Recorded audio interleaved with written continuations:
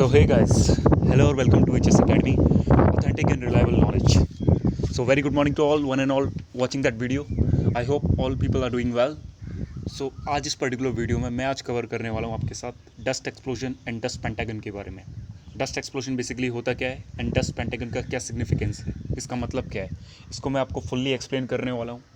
सो topic बहुत ही ज़्यादा useful होने वाला है सभी के लिए, as well as beginners for experience also, specially जो प्रोसेस इंडस्ट्रीज में काम कर रहे हैं जिन पर रिस्पॉन्सिबिलिटी है फायर प्रोटेक्शन रिलेटेड या फिर एक्सप्लोजन प्रोटेक्शन रिलेटेड, उनके लिए ज़्यादा यूज़फुल होने वाला है. सो आई होप आपको वीडियो अच्छा लगेगा. सो बिफोर वी बिगिन, अगर आप मेरे को सोशल मीडिया प्लेटफॉर्म्स पे फॉलो करना चाहते हैं तो आप मेरे को इन पर्टिकुलर सोशल मीडिया अकाउंट्स पे फॉलो कर सकते हैं. First Facebook, second LinkedIn, Instagram and Telegram. अगर आपको मेरे किसी भी लेक्चर की PDF चाहिए या फिर PPT की अवेलेबिलिटी चाहिए, then you can request me in Telegram और any social media accounts. I will be very happy to share with you. अगर आपको कोई भी क्वेश्चंस हैं, जनरल कंसल्टिंग रिलेटेड क्वेश्चंस हैं या फिर HS रिलेटेड क्वेश्चंस हैं, you can feel free to reach me at my social media accounts. I will be very happy to answer them also. So let's get started. तो देखिए यहाँ पे मैंने कुछ आपके सामने पहले एक्सप्लोजन, जो डस्ट एक्सप्लोजन रहता है, उसकी इमेजेस शो करी हुई हैं. तो नॉर्मल है, ज़्यादा कुछ डिफरेंस नहीं रहता है, लेकिन जो मैकेनिज़्म है, एक्सप्लोजन होने का मैकेनिज़्म है, वो टोटली डिफरेंट है. प्रीवियसली मैंने एक वीडियो यहाँ पे बनाया था वेपर क्लाउड एक्सप्लोजन्स पे. वेपर क्लाउड एक्सप्लोजन जनरली होते क्या हैं और इनका मैकेनिज़्म क्या रहता है. तो अगर आपने वो वीडियो नहीं देखा है तो आप उसे सबसे पहले देख लीजिए. I will request you, because उसमें मैंने एक्सप्लेन जनरली करा हुआ है कि एक्सप्लोजन होता क्या है. तो उससे आपको एक बेसिक अंडरस्टैंडिंग मिल जाएगी एक्सप्लोजन होता क्या है और किस तरीके से रिएक्ट करता है.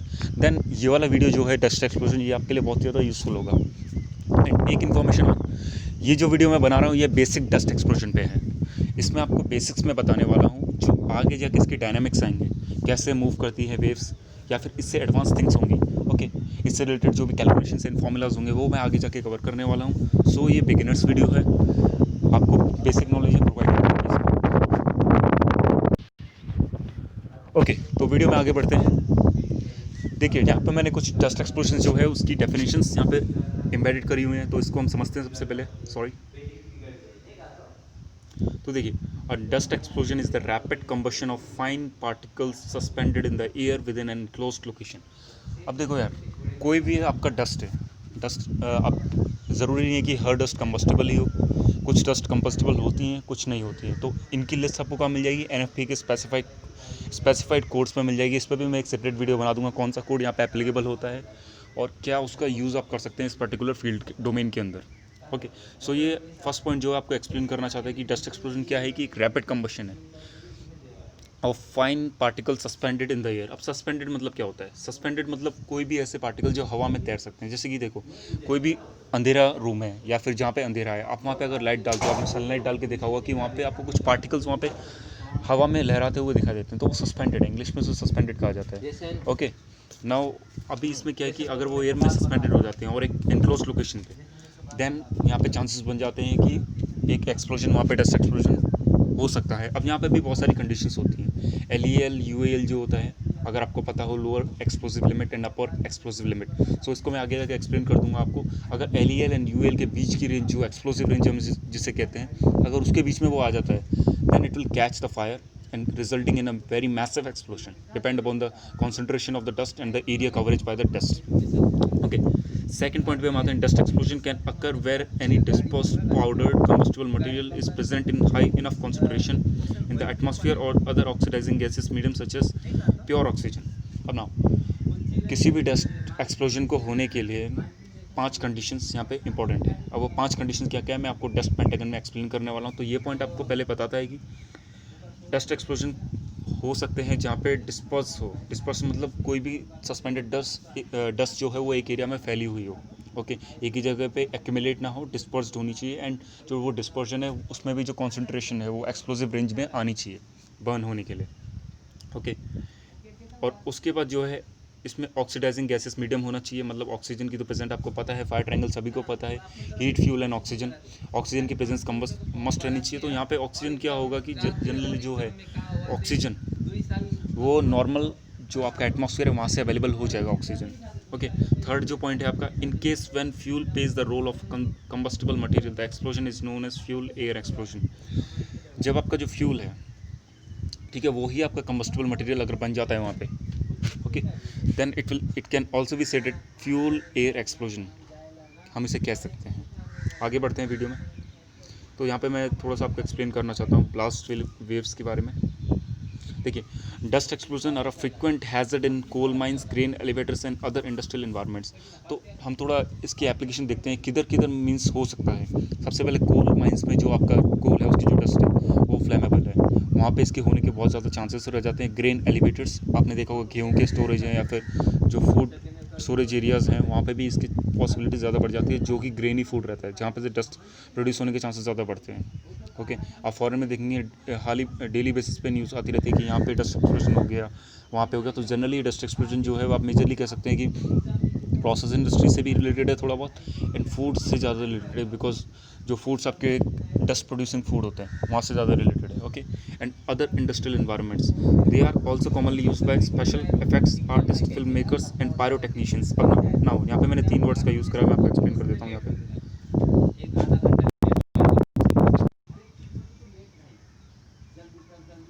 देखो, film makers, pyro technicians and special effects. Now जैसा कि आपको पता है कि इवेंट्स ऑर्गेनाइज करे जाते हैं, ओके, वहाँ पे आजकल बहुत टाइप्स के पायरो टेक्निक्स मीन्स जो पटाखे वगैरह आतिशबाजी से रिलेटेड जो वर्क्स होते हैं उनका, उनसे रिलेटेड ये वर्ड है जो उनमें वर्क करते हैं उन्हें पायरो टेक्नीशियंस वहाँ पे कहा जाता है उन्हें, जो इनकी आर्ट्स वगैरह बनाते हैं।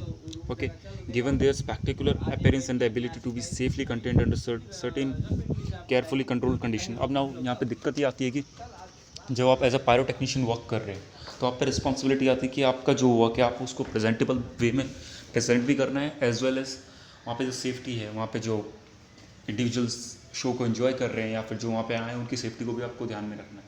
तो वहाँ पे भी बहुत ज़्यादा चांसेस बन जाते हैं कि डस्ट एक्सप्लोजन में आपका हो सकता है।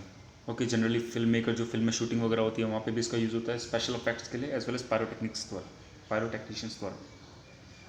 तो यहाँ थर्मोबैरिक वेपन्स का यूज़ करते हैं। थर्मोबैरिक वेपन्स क्या होते हैं? देखिए, thermobaric weapons utilize this principle by rapidly saturating an area with an easily combustible material and then igniting it to produce explosive force. हम ना यहाँ पे एक वर्ड है थर्मोबैरिक वेपन्स। थर्मोबैरिक वेपन्स क्या होते हैं? तो ये ऐसे वेपन्स होते हैं थर्मोबैरिक वेपन्स जो ऑक्सीजन हमारी नॉर्मल इन्वायरमेंट में प्रेजेंट है उसका यूज़ करके हाई इनफ एक्सप्लोजन को जनरेट करते हैं। ओके, सो ज़्यादा डेप्थ में नहीं जाएंगे, इसको मैं बाद में जाके कवर करूँगा। थर्मोबैरिक वेपन्स क्या होते हैं, जो पायरोटेक्निक सेफ्टी हम पढ़ेंगे आगे जाके उसमें मैं कवर कर लूँगा इसे। Okay, these weapons are the most powerful non nuclear weapons in the world. Okay, तो आप नीचे इमेज, मैंने इमेज लगा रखी है आप लोग के लिए, आप इमेज देख सकते हैं। एक पायरो जो थर्मोबैरिक वेपन्स है वो किस तरीके से एक्सप्लोड करते हैं, नॉर्मल जो आपकी एयर में ऑक्सीजन प्रेजेंट है उसका यूज़ करके ये मैसिव एनर्जी रिलीज़ करते हैं इन्वायरमेंट में। ओके, सो बहुत ही ज़्यादा डेंजरस होते हैं ये। नाउ डस्ट एक्सप्लोजन मैकेनिज्म, तो थोड़ा मैकेनिज्म को समझते हैं किस तरीके से बेसिकली स्टार्ट होते हैं, इनिशिएट कैसे होते हैं, आगे कैसे बढ़ते हैं, पूरा इनका इफेक्ट को समझते हैं यहाँ पर, इनका जो मैकेनिज्म है। तो देखो, if rapid combustion occurs in a confined space, enormous over pressures can build up causing major structural damage and flying debris। तो देखो, अगर किधर भी एक्सप्लोजन होता है किसी भी कन्फाइंड स्पेस में देख लो या किसी भी स्पेस में देखो, तो वहाँ पे एक चीज़ होती है जो कि है आपका over pressure generation. Okay, over pressure कह लो या फिर इसे आप ब्लास्ट वेव कह लो। ब्लास्ट वेव क्या होती है मैं यहाँ पे आपको बता देता हूँ इस स्लाइड में। देखो, ये आपका इमेज है, एक्सप्लोजन एरिया ये रहा आपका। ओके, यहाँ से एक ब्लास्ट वेव जनरेट होती है। अब यहाँ पे मैंने लास्ट वीडियो में आपको जो वेपर क्लाउड एक्सप्लोजन्स की वीडियो है वहाँ पे मैंने आपको एक्सप्लेन करा था कि डिफ्लेग्रेशन एंड डेटोनेशन क्या होता है। ओके, सो डेटोनेशन वो होता है जो जिसकी ब्लास्ट वेव जो ये ब्लास्ट वेव है ये सुपरसोनिक स्पीड से आगे बढ़े। Okay, supersonic means more than the speed of the sound. Okay, अगर ध्वनि की जो गति है उससे तेज़ आगे बढ़ती है तो then we will call its detonation. On the other hand, अगर ये जो स्पीड ऑफ साउंड से ज़्यादा अगर नहीं बढ़ पाती है उसकी स्पीड से, then we will call it deflagration. तो यही बात यहाँ पे एप्लीकेबल होती है इस वाले पॉइंट में। ओके, और साथ ही साथ जो यहाँ डेब्रिस की बात कर रहे हैं तो डेब्रिस में भी आपको क्लियरेशन मैं यहाँ पे दे देता हूँ। इसे आप इसे फ्रैगमेंट्स कह सकते हैं। ओके, जो भी आपने देखा, फॉर एग्जांपल कोई भी अगर आप मान लीजिए एक आपने प्लास्टिक का वेसल लिया, वहाँ पे बम डाला, जब वो फटता है तो आपने देखा होगा उसके हिंदी में उसे कहा जाता है चिथड़े। ओके, या फिर पार्ट्स जब वो एक्सप्लोड होने के बाद निकलते हैं तो उसे इंग्लिश में हम कहते हैं फ्रैगमेंट्स। ओके, ना फ्रैगमेंट्स को मैं 2 टाइप में डिवाइड कर सकता हूँ, primary fragments and secondary fragments. Okay, अब प्राइमरी फ्रैगमेंट्स क्या होते हैं इसे भी हम उस इमेज के थ्रू समझेंगे। देखो, कंसिडर करो कि ये जो एक्सप्लोजन हुआ है ये किसी टैंक की वजह से हुआ है। ओके, टैंक में प्रेशर बिल्डअप हुआ और यहाँ पे एक्सप्लोजन हुआ। सो जो ये टैंक के फ्रैगमेंट्स है, बिकॉज टैंक फटा तो इससे जो चिथड़े निकलेंगे, ओके, और जहाँ पे भी हिट करेंगे तो उन्हें हम कहेंगे प्राइमरी फ्रैगमेंट्स। ओके, इतना समझ में आया। नेक्स्ट, जो ये ब्लास्ट वेव है ये प्रोपोगेट करेगी, मतलब ये आगे बढ़ेगी, प्रोपोगेशन मतलब आगे बढ़ेगी। ओके, जब ये आगे बढ़ेगी तो सीधी बात है किसी ना किसी चीज़ को हिट करेगी। मान लो यहाँ पे ये टैंक है, मान लो ये ऑयल टैंक था। ओके, नाउ सो ये जो ब्लास्ट वेव है ये आगे प्रोपोगेट करेगी। अब ना एक कंडीशन ऐसी आएगी ये किसी न किसी स्ट्रक्चर पे हिट करेगी। अब वो पास भी हो सकता है या दूर भी हो सकता है। जैसे कि मैंने आपको बताया, यहाँ पे एक ऑयल टैंक अगर आप कंसिडर करते हो, सो आपको पता है ऑयल टैंक के चारों ओर बंड लगी रहती है। बंड मतलब क्या होता है कि जो स्पिल होती है आपको उसको कंटेन करने के लिए। अब अगर मानो आप यहाँ पे बंड लगी हुई है, ओके, ये ब्लास्ट वेव अगर उसे हिट करती है तो इसके भी कुछ ना, इस ब्लास्ट वेव क्योंकि बहुत पावरफुल है, ओके, इट में भी सुपरसोनिक और सबसोनिक। सो अगर ये हिट करती है तो यहाँ पे भी चांसेस बनते हैं कि इस बंड से भी कुछ पार्टिकल्स निकलें, टूटें और हवा में सस्पेंडेड हो जाए और किधर प्रोजेक्ट होने लगे, मतलब किधर की तरफ मूव करे। तो वो जो फ्रैगमेंट्स निकलेंगे उसे हम कहते हैं सेकेंडरी फ्रैगमेंट्स। तो ये था इसका meaning, primary and secondary fragment. So इसके बारे में एनालिसिस वीडियो में आगे जाके बनाने वाला हूँ, जब मैं डस्ट एक्सप्लोजन डायनामिक्स या फिर एक्सप्लोजन डायनामिक्स की बात करूँगा। क्योंकि प्राइमरी सेकेंडरी फ्रैगमेंट्स ऐसा नहीं है डस्ट एक्सप्लोजन में एप्लीकेबल है, ये किसी भी जगह एप्लीकेबल हो सकते हैं। ओके, सो इसका बात हम आगे जाके करने वाले हैं इन डेप्थ में। अभी के लिए इतना समझिए कि प्राइमरी सेकेंडरी फ्रैगमेंट्स होते क्या हैं। आगे बढ़ते हैं वीडियो में। नाउ देखिए, सेकंड पॉइंट में मैंने लिखा the sudden release of an energy from a detonation can produce a shock wave either in an open area or a confined space. इस flame is a subsonic speed. The phenomena will be sometimes called the deflagration, although looser usage cells called explosion. तो वही same phenomena जो मैंने आपको बताया, subsonic supersonic क्या होता है, डिफ्लेग्रेशन डेटोनेशन क्या होता है, वही सेकंड पॉइंट में बता रखा है। नो, अब डस्ट एक्सप्लोजन का क्लासिफिकेशन देख लेते हैं, कितने टाइप में हम डस्ट एक्सप्लोजन को बांट सकते हैं। तो जनरली देखिए, मैं दो टाइप में डस्ट एक्सप्लोजन को बांट सकता हूँ। पहला है प्राइमरी डस्ट एक्सप्लोजन, सेकेंडरी है secondary dust explosion. Okay, primary or secondary में हम इन्हें क्लासीफाई कर सकते हैं। तो आगे जाके हम देखने वाले हैं प्राइमरी क्या होते हैं, सेकेंडरी क्या होते हैं। आगे बढ़ते हैं वीडियो में। तो देखो, इस इमेज को मैं बाद में समझाता हूँ, पहले डेफिनेशन के थ्रू जाते हैं हम। देखो, प्राइमरी डस्ट एक्सप्लोजन्स क्या होते हैं। तो डस्ट एक्सप्लोजन में be classified as being either primary or secondary. हम डस्ट एक्सप्लोजन को दो टाइप में क्लासीफाई कर सकते हैं, प्राइमरी या secondary. So primary dust explosion में occur inside process equipment or similar enclosures and are generally controlled by pressure relief through purpose built ducting to the external atmosphere. तो definition तो ये हो गई, अभी से थोड़ा ईजिली समझ लेते हैं। देखो, यहाँ पे मैंने इमेज दो लगा रखी है। ये है आपका कोई भी प्रेशर वेसल। ओके, अब मानो इसमें क्या है कि डस्ट रिलीज़ हुई। ओके, वो एक इनक्लोजर के अंदर, मतलब इनक्लोजर मतलब कोई भी बंद जगह, वहाँ पे बिल्ड होती रही, उसी के अंदर बिल्ड होती रही। वहाँ पे डस्ट क्लाउड बन गया। जितनी भी कंडीशंस हैं आपके एक्सप्लोजन होने के लिए या फिर डस्ट एक्सप्लोजन के होने के लिए, वो सारी फॉर्म हो गई। ओके, इग्नाइट हो गया और फट गया एक ही इनक्लोजर के अंदर। ओके, तो वो आपका क्या होगा, प्राइमरी डस्ट एक्सप्लोजन। आपको एक बहुत एग्जांपल दे देता हूँ मैं यहाँ पे। मान लीजिए यहाँ पे एक कन्वेयर है। ओके, यहाँ पे शुगर ट्रांसफ़र कर रहे हैं, लेकिन शुगर जैसे डस्ट प्रोड्यूस करती है और डस्ट से हमारे जो एम्प्लॉय हैं उन्हें भी खतरा है। तो इसको रिड्यूस करने के लिए मानो हमने एक इंजीनियरिंग कंट्रोल मेजर लगाया, यहाँ पे हमने इनक्लोजर लगा दिया। इनक्लोजर मतलब इसे बंद कर दिया ताकि ये बाहर ना निकल सके। अब यहाँ पे देखो, पूरी कंडीशन बन चुकी है कि यहाँ पे डस्ट एक्सप्लोजन हो सकता है अगर यहाँ पे प्रॉपर सेफ्टी रिलीफ डिवाइसेस नहीं लगा गए। ओके, तो ये इसलिए डस्ट एक्सप्लोजन जो है वो थोड़े बहुत रिलीफ कंट्रोल भी रहते हैं। अगर रिलीफ प्रॉपरली वर्क नहीं कर रहा तो वहाँ पे एक्सप्लोजन के चांसेस ज़्यादा बढ़ जाते हैं। तो मानो यहाँ से डस्ट शुगर पास हो रही, तो शुगर की जो डस्ट है वो फ्लैमेबल है, तो वो कंटिन्यूसली यहाँ प्रोड्यूस होते रही, एक्यूमुलेट होते रही, डिस्पर्स होते रही इस पर्टिकुलर इनक्लोजर के अंदर। तो अगर यहाँ पे एक्सप्लोजन होता है, यहाँ पे मान लो कोई सोर्स ऑफ इग्निशन इसे कैच कर लेता है, मे बी किसी भी चीज़ से हो सकता है, वो मान लीजिए इलेक्ट्रिकल फॉल्ट हो गया, फिर फ्रैक्शनल हीटिंग हो गया या डेलिबरेट हो गया, किसी भी चीज़ से अगर यहाँ पे एक्सप्लोजन होता है, then it will be called as primary explosion, because किसी एनक्लोजर के अंदर वो हुआ है। ठीक है, तो ये समझ में आ गया आपके प्राइमरी एक्सप्लोजन। आगे बढ़ते हैं, सेकेंडरी एक्सप्लोजन क्या होता है। ओके, तो देखिए, secondary dust explosion are the result of dust accumulation inside a building being disturbed and ignited by the primary explosion, resulting in a much more dangerous uncontrolled explosion that can affect the entire structure. Historically, fatalities from dust explosion have largely been result in the secondary dust explosion. Now, secondary dust explosion ये क्या बताना चाह रहे हैं, अगर dust का accumulation हो जाता है, डिस्पर्जन हो जाता है inside a building being disturbed, okay, किसी भी बड़े स्ट्रक्चर के अंदर।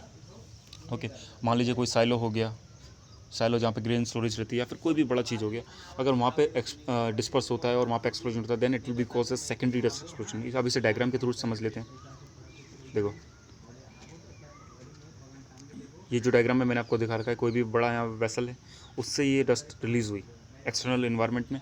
ओके, डस्ट क्लाउड फॉर्म हुआ। अब डस्ट क्लाउड क्या होते हैं, वेपर क्लाउड क्या होते हैं, मैंने पहले वीडियो में एक्सप्लेन कर रखा है, आप उसे चेकआउट कर सकते हैं फॉर मोर इन्फॉर्मेशन। सो जैसे ही वो फॉर्म हुआ एंड इग्नाइट हुआ, it will be burn and called as secondary explosion. अब यहाँ पे भी देखो बहुत सारे फैक्टर्स अफेक्ट करते हैं, like for example MI, minimum ignition energy इस क्लाउड की क्या है, क्योंकि मिनिमम इग्निशन एनर्जी जब इसे मिलेगी then only it will be burn. Okay, so MI क्या होता है इसे मैं एक्सप्लेन कर दूंगा बाद में। MI क्या होता है एक्सप्लोजन डायनामिक्स में जब हम जाएंगे। तो आगे बढ़ते हैं वीडियो में। आपने प्राइमरी डस्ट एक्सप्लोजन देख लिया एंड सेकेंडरी डस्ट एक्सप्लोजन देख लिया। अब आगे बढ़ते हैं थोड़ा सा डस्ट पेंटागन। अब बहुत ज़्यादा इंपॉर्टेंट है ये टॉपिक। क्यों इंपॉर्टेंट है समझ लेते हैं इसे। देखो, फायर को इनिशिएट होने के लिए 3 चीज़ों की ज़रूरत है और सस्टेन करने के लिए 4 चीज़ों की ज़रूरत है। मैंने एक्सप्लेन कर रखा है। इनिशियली जब मैंने चैनल स्टार्ट किया था उस टाइम पे सेकंड या थर्ड वीडियो होगा वो, difference between fire triangle and fire tetrahedron, तो उसे देख लो अच्छी तरीके से, मैंने एक्सप्लेन करा हुआ है उसमें फायर क्या होती है और इनमें डिफरेंस क्या है अच्छी तरीके से एकदम। तो यहाँ पे हम थोड़ा देखने वाले हैं डस्ट पेंटागन को क्या होता है। ओके, फायर ट्रायंगल सभी को पता है। ओके, तो यहाँ पे देखते हैं कि हमें 5 एलिमेंट्स की ज़रूरत है अगर हमें डस्ट एक्सप्लोजन करना है। ओके, सो एक डायग्राम हमारे पे जो ये 5 एलिमेंट्स को शो करता है जो कि नेसेसरी है डस्ट एक्सप्लोजन को होने के लिए, उसे हम कहते हैं डस्ट पेंटागन। ओके, उसे हम कहते हैं डस्ट पेंटागन। तो अब देख लेते हैं 5 एलिमेंट्स को क्या क्या नेसेसरी। तो फ्यूल, सबसे पहले हमें फ्यूल की ज़रूरत है। तो in case of dust explosion the fuel will be like a dust और अ डस्ट। तो डस्ट एक्सप्लोजन की अगर हम बात करें तो यहाँ पे सॉलिड लिक्विड गैस का ज़्यादा बात नहीं होगा। यहाँ पे जो भी फ्यूल होगा वो in the form of dust होगा, और अगर वो वेपर की फॉर्म में होता है, गैस की फॉर्म में होता है, then we will called as a vapour cloud explosion. अगर जो फ्यूल है हमें वेपर या गैस की फॉर्म में मिलेगा तो हम उसे वेपर क्लाउड एक्सप्लोजन की कैटेगरी में डाल देंगे। अगर फ्यूल हमारा डस्ट की कैटेगरी में है, किसी भी मटेरियल की डस्ट में जो कि फ्लेमेबल है, then we will put them in dust explosion category. Okay, next oxygen है हमारा। तो ऑक्सीजन यहाँ पे मेजरली जो दी जाती है वो जो आपका कोई भी ऑक्सीडाइजर हो सकता है या फिर जो नॉर्मल इन्वायरमेंट है वहाँ से अवेलेबल हो जाती है। ओके, थर्ड है इग्निशन। कोई भी सोर्स ऑफ इग्निशन हो सकता है, यहाँ पे मल्टीपल हो सकते हैं। डेलिबरेट इग्निशन हो सकता है। डेलिबरेट मतलब किसी भी इंडिविजुअल द्वारा इंटेंशनली, मतलब उसने जलाया हो, या फिर फ्रिक्शनल हीटिंग हो सकती है, या फिर स्पॉन्टेनियस इग्निशन हो सकता है। तो ये सब पूरी प्रोबेबिलिटी है, डिफरेंट मटेरियल के साथ डिफरेंट इग्निशन की प्रोबेबिलिटी होती है। ठीक है, यहाँ पे हम नेक्स्ट देखते हैं डिस्पर्शन मतलब क्या होता है। तो डिस्पर्शन मतलब किसी भी पर्टिकुलर मटेरियल का एक तरीके से आप कह सकते हैं डिस्ट्रीब्यूट होना एक स्पेसिफाइड एरिया में, मतलब एक कोई एरिया है वहाँ पे उसे डिस्पर्स होना चाहिए। अक्यूमुलेट होगा तो बहुत ही कम एक्सप्लोजन होने के चांसेस होंगे, उसे डिस्पर्स होना पड़ेगा। और जो डिस्पर्जन है वहाँ पे भी आपको LEL UEL का ध्यान रखना पड़ेगा। थोड़ा मैं एक्सप्लेन कर देता हूँ LEL UEL क्या होता है आपको। तो देखिए, LEL मतलब होता है lower explosive limit and UEL मतलब होता है upper explosive limit. So lower explosive limit मतलब क्या होता है, ये कम से कम किसी भी डस्ट की, मान लीजिए किसी भी लिक्विड या फिर किसी भी गैस की कॉन्सेंट्रेशन है। ओके, ये किसी भी जिससे कि नीचे एक्सप्लोजन नहीं होगा या फिर फायर नहीं लगेगी। ओके, अगर इससे कम कॉन्सेंट्रेशन होती है देन फायर नहीं लगेगी, इसके बराबर है तो लगेगी, या फिर इससे ऊपर है तो लगेगी fire. Okay, on the other hand UEL क्या है कि ये मैक्सिमम कॉन्सेंट्रेशन है किसी भी फ्यूल की या फिर किसी भी गैस या वेपर की, जिसके ऊपर आग नहीं लगेगी, जिसके नीचे आग लगेगी। अगर UEL तक हिट कर रहा है देन आग लग सकती है, अगर उससे नीचे है तो नहीं करेगी। तो थोड़ा कॉम्प्लेक्स लग रहा है, इसे ईजिली समझ लेते हैं थोड़ा। मान लो ये L है और ये U है, तो इसके बीच में जो भी रेंज, मान लो L मतलब 1 है, U मतलब 5 है, तो 1 से 5 के बीच में अगर रेंज आती है देन फायर लगेगी। अगर 1 से नीचे चले जाती है, 0.9 है, देन फायर नहीं लगेगी। अगर 5.1 है देन भी फायर नहीं लगेगी, कॉन्सेंट्रेशन उसकी। ओके, सो ये एक्सप्लोजिव जोन कहते हैं हम इसे, जो बीच का एरिया रहता है इसे हम कहते हैं एक्सप्लोजिव जोन। तो इसी के बीच में उसकी कॉन्सेंट्रेशन रहनी चाहिए, तभी वहाँ फायर लगने के पूरे चांसेस होते हैं। ओके, तो इतना समझ गए आप। अगर आपको अभी भी इसमें डाउट है तो आप मेरे को एक कमेंट कर दीजिएगा, तो मैं LEL UEL का जो कॉन्सेप्ट है उसको आपको विद एग्जांपल्स एंड अच्छी तरीके से समझा दूंगा। एक पूरा वीडियो, डेडिकेटेड वीडियो मैं इस पर बना दूंगा। तो नेक्स्ट हमारा जो एलिमेंट है उसे हम कहते हैं कन्फाइनमेंट। अब कन्फाइनमेंट मतलब क्या होता है, कन्फाइनमेंट मतलब आपका कुछ नहीं है कि जो भी आपका एक्सप्लोजन डस्ट है वो एक कन्फाइंड एरिया के अंदर होनी चाहिए। मतलब क्या कह सकते हैं आप, एक बंद एरिया की होनी चाहिए। तो जैसा कि मैंने आपको पहली स्लाइड जो है देखो, इस वाली में मैंने आपको एक्सप्लेन करा था, ये जो हमारा शुगर यहाँ पे मूव हो रही है थ्रू कन्वेयर्स, ये एक एनक्लोजर के अंदर है। किसी भी बंद, एक आप कह सकते हैं एक हमने स्ट्रक्चर इसके लगा रखा है ताकि वो हम उसे बंद कर सकें, मतलब उसके जो डिस्पर्जन है वर्कर के एक्सपोजर को कम कर सके। तो बंद चीज़ वहाँ पर रहनी चाहिए, एनक्लोजर रहना चाहिए। ओके, तो इसका मतलब होता है कन्फाइनमेंट। जैसे कन्फाइंड स्पेस होता है ऐसे कन्फाइनमेंट होता है। ओके, तो आगे बढ़ते हैं वीडियो में। Effects of dust explosion. अब थोड़ा इफेक्ट्स देख लेते हैं इसके क्या क्या हो सकते हैं। Dust explosion can cause major damage to structures dust explosion जो है उससे बहुत ही ज़्यादा डैमेज हो सकता है स्ट्रक्चर्स को, इक्विपमेंट को, as well as personal from violent over pressure और शॉक वेव इफेक्ट। सो जो मेजर डेंजर्स यहाँ पे रहता है ना, ये आपका ब्लास्ट वेव से रहता है, क्योंकि ब्लास्ट वेव जैसे कि आपको पता है कि एक्सप्लोजन एक लोकलाइज्ड एरिया में होता है, लेकिन उसकी जो ब्लास्ट वेव है वो ज़्यादा तबाही मचाती है। आप न्यूक्लियर एक्सप्लोजन ले लीजिए, न्यूक्लियर एक्सप्लोजन कहीं हुआ होगा लेकिन जो डैमेज है वो बहुत ज़्यादा हुआ होगा, किसी दूर एरिया में भी हो सकता है, क्योंकि उसकी जो ब्लास्ट वेव है या फिर ओवर प्रेशर्स हैं या शॉक वेव हैं वो बहुत ही ज़्यादा पावरफुल होती हैं। ओके, सो उनको कैलकुलेट करने के लिए हमारे ना उनको मतलब कंट्रोल करने के लिए क्या मेथड्स हैं, उन्हें कैसे आप कैलकुलेट कर सकते हैं, कैसे उनकी मॉडलिंग होती है, एक्सप्लोजन मॉडलिंग भी इवन अवेलेबल है, तो उस पर मैं एक सेपरेट वीडियो आगे जाके बनाने वाला हूँ, तो उस पर ज़्यादा टेंशन मत लीजिए आप। नेक्स्ट है flying objects and debris can cause further damage, intensive radiant heat from a firewall can ignite a surroundings. Now जो मैंने आपको फ्रैगमेंट्स बताए हैं, प्राइमरी एंड सेकेंडरी फ्रैगमेंट्स, वो तो तबाही मचाने वाले हैं, साथ ही साथ ओवर प्रेशर देखिए, ओवर प्रेशर आपका एक हो गया, ठीक है, उसके बाद आपके फ्रैगमेंट्स हो गए, ठीक है, उसके बाद आपका रेडिएंट हीट हो गया, क्योंकि हीट उसमें से मैसिव अमाउंट में हीट निकलने वाली है। ओके, और पॉसिबिलिटी यहाँ पे फायरवॉल भी क्रिएट हो जाए। Okay, can cause severe skin Burns in unprotected persons, और साथ ही साथ जो नियर बाय अगर वहाँ पे वेजिटेशन है, मान लीजिए घास फूस का इलाका है, सूखी घास है, पेड़ हैं बहुत सारे, तो वहाँ पे उन्हें भी जलने का खतरा ज़्यादा है। Okay, in a tightly enclose space the sudden depletion of oxygen can cause asphyxiation. अब नाउ एस्फाइक्सेशन मतलब जो ऑक्सीजन है उसकी अमाउंट जो है उसमें कमी आ जाना। अब कमी आ जाती है तो यहाँ पे उस कंडीशन को कहते हैं एस्फाइक्सेशन, मतलब आपका सांस घुटने लगे क्योंकि ऑक्सीजन की कमी है, तो वहाँ पे डेथ के चांसेस भी ज़्यादा बढ़ जाते हैं। ओके, नेक्स्ट पॉइंट हम देखते हैं, where the dust is carbon based as in coal mines, जहाँ पे डस्ट जो है आपकी वो carbon based, carbon means carbon की वहाँ पे प्रेजेंस है, आप कोल ले लीजिए वहाँ पे आपको कार्बन ईजिली मिल जाएगा। ओके, इनकम्प्लीट कंबशन में cause large amount of carbon monoxide. So सीधी बात है, वहाँ पे इनकम्प्लीट कंबशन होगा तो वहाँ पे कार्बन मोनोऑक्साइड तो फॉर्म होनी है to be created. This can cause more deaths than the original explosion as well as hindering rescue attempts. तो देखो, जहाँ पे अगर आपका कोई भी ऐसा फ्यूल है जहाँ पे कार्बन कंटेंट अवेलेबल है, फॉर एग्जांपल कोल, यहाँ पे कोल लिया गया है, और भी एग्जांपल्स हो सकते हैं, तो वहाँ पे क्या कि कार्बन मोनोऑक्साइड पहुँचेगी, बनेगी। आप जैसा कि आपको पता है कार्बन मोनोऑक्साइड टॉक्सिक है नेचर में, एज वेल एज इसकी आप कह सकते हैं विजिबिलिटी बहुत ही कम हो जाती है, अगर ये आपके सामने आ जाती है तो आपको विजिबल भी कम होता है, तो रेस्क्यू ऑपरेशंस में यहाँ पे दिक्कत आने वाली है आपको बहुत ज़्यादा, और साथ ही साथ ये मोर नंबर ऑफ़ फैटिलिटीज़ जो हैं वो इससे रिजल्ट होने वाली है अगर यहाँ पे अवेलेबिलिटी होती है कार्बन मोनोऑक्साइड की, तो रेस्क्यू में भी बहुत ज़्यादा दिक्कत आएगी। ओके, तो ये था एनालिसिस इस पूरे टॉपिक का रिगार्डिंग डस्ट एक्सप्लोजन। जैसा कि मैंने आपको बताया, इसमें मैंने बेसिक्स कवर करे हुए हैं वीडियो में। सो अभी तक के लिए इतना। अगर आपको वीडियो ये अच्छा लगा हो तो इसे लाइक कीजिए, चैनल को मेरे सब्सक्राइब कीजिए और सपोर्ट दिखाइए, जिससे कि हमारा चैनल ऐसे ग्रो हो सके और हमारे साथ और भी प्रोफेशनल्स जुड़ें। इस वीडियो को शेयर कीजिए अपने नेटवर्क, ईचएस नेटवर्क, या फिर जो भी सेफ्टी रिलेटेड फ्रेंड्स हैं आप उसे शेयर कीजिए, ताकि वो लोग भी बेनिफिट हो सकें इस पर्टिकुलर वीडियो से। अगर आपको कुछ भी सजेशन या फिर रिकमेंडेशन है रिगार्डिंग दिस वीडियो, कुछ इंप्रूवमेंट आप चाहते हैं मेरे वीडियो में, देन आप मेरे को सजेस्ट कर सकते हैं यहाँ पे रिगार्डिंग इंग्लिश और हिंदी लैंग्वेज। तो आप इसमें थोड़ा सजेस्ट मेरे को कीजिए कि मेरे को किस लैंग्वेज में वीडियो बनाना चाहिए। तो यहाँ पे बहुत सारा सब्सक्राइबर को दिक्कत आता है कि कुछ लोग बोलते हैं इंग्लिश में बनाइए, कुछ हिंदी में, because I can make video in any language, but आप मेरे को थोड़ा सजेस्ट कीजिए किस पर्टिकुलर लैंग्वेज में मेरे को वीडियो बनाना चाहिए, और साथ ही रिकमेंडेशन दे दीजिए अपने कोई भी नेक्स्ट वीडियो रिलेटेड। अगर आपको चाहिए किसी भी पर्टिकुलर टॉपिक पे, किसी एनालिसिस चाहिए किसी टॉपिक पे, then I will make a separate video. And बहुत ही जल्दी हमारे जो स्पेस सेफ्टी सीरीज़ है वो मैं स्टार्ट करने वाला हूँ, जिसमें कि मैं फर्स्ट टाइम अभी तक जहाँ तक मेरे को पता है यूट्यूब पे ऐसा कुछ वीडियो अवेलेबल नहीं है जिसमें कि स्पेस सेफ्टी कवर करा जा रहा है हिंदी में।